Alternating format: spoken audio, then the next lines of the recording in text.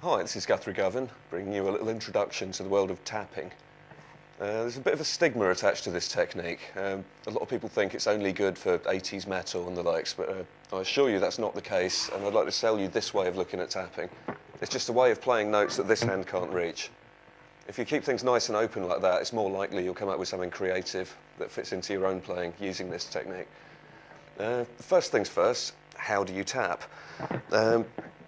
There's two kinds of motion here. One is the hammer-on, where you're just using a finger from this hand to hammer a note, just like you would with a regular hammer-on with your fretting hand. And to make that work, I would suggest that you anchor your hand somewhere, possibly your thumb on the top of the neck, and if at all possible, some part of this expansive hand here, resting on the unwanted strings. So that way, I can play that note over and over again without hearing any of those ringing out. It makes for a cleaner tone. The trickier part, as with normal legato, is pulling off. A lot of people aren't sure how to do it. I hear a lot of people doing that and wondering why it doesn't come out right, when what they're looking for is... Now, the difference between and is what this hand's doing when it's leaving the string. Now, if I slow that right down, this is the classic Van Halen tapping lick that everyone did to death at the end of the 70s.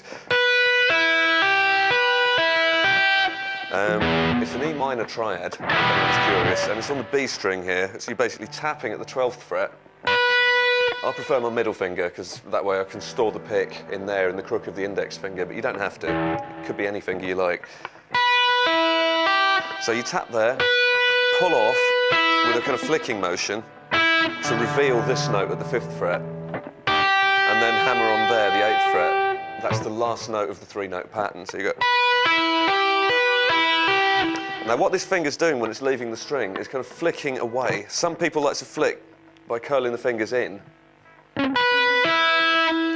Other people prefer to flick towards the floor. But the main point is, whichever way feels more comfortable for you, the philosophy behind it is that you should be able to get that string moving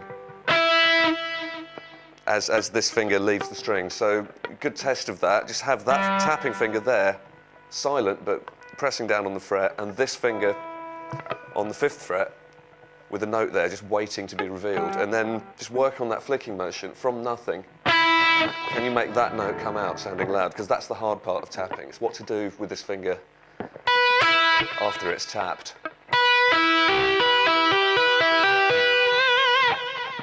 All right, a couple of variations on that for anyone who's never tried this technique before. You could also do that the other way round. 12, 8, 5.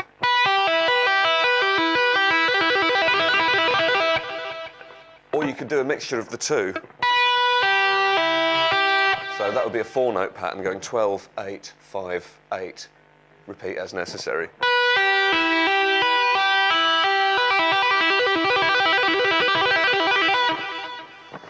Okay.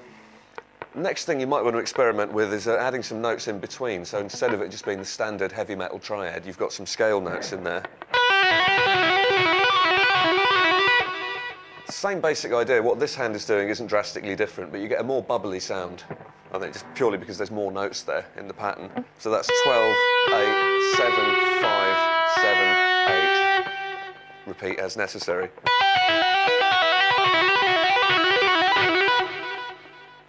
Okay, the next thing we haven't worried about yet is string crossing. So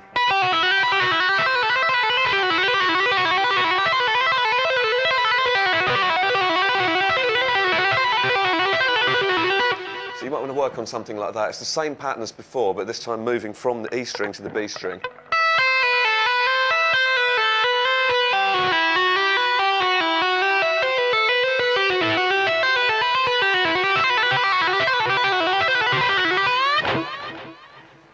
Okay, now perhaps for a couple of less conventional applications of tapping.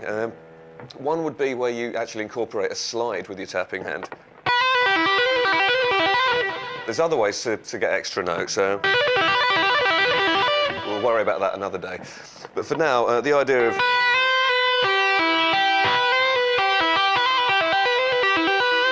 or if you want to be a bit more dramatic, you might slide, instead of sliding to the 13, you could go all the way up to the 15.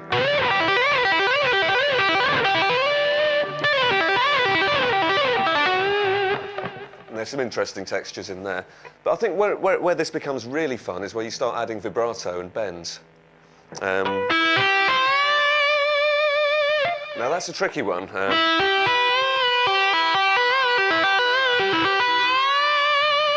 A lot of people aren't quite sure what this hand should be doing when you're bending a string. I think it should be exactly the same way that you bend a string normally. And this hand's job, the tapping hand, is basically just trying to stay glued to the string. So it's constantly pushing the string down onto the fret. But in terms of motion that way, it's still flexible, it's still kind of open to suggestion. So when it feels this hand pushing the string up, it just kind of complies.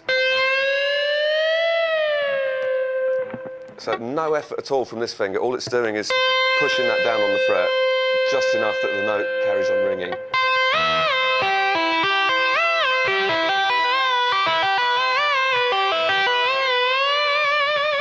And vibrato, the same kind of thing. It's your normal fretting hand doing all the work. So a final quirky twist on all of that.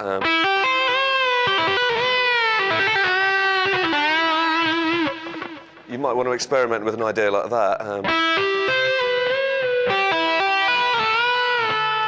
Which I think has an unusual sound. You can't get that playing conventionally with one hand.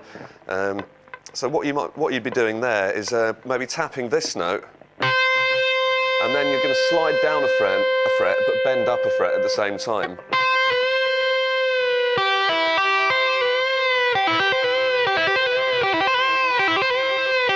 That's an odd sounding note. You won't get that any other way.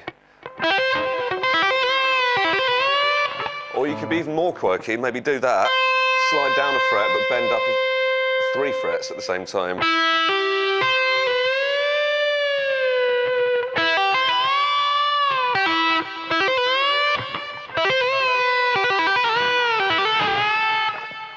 Let's slow that lick down. The confusing part is, where do you change strings? And the key is, it's always your tapping hand that leads. Whenever you start a new string, it's with this hand. So it would be all this on the E string, and then straight onto the B string, and then straight back to the E string, tapping hand leading again. Tap on the B.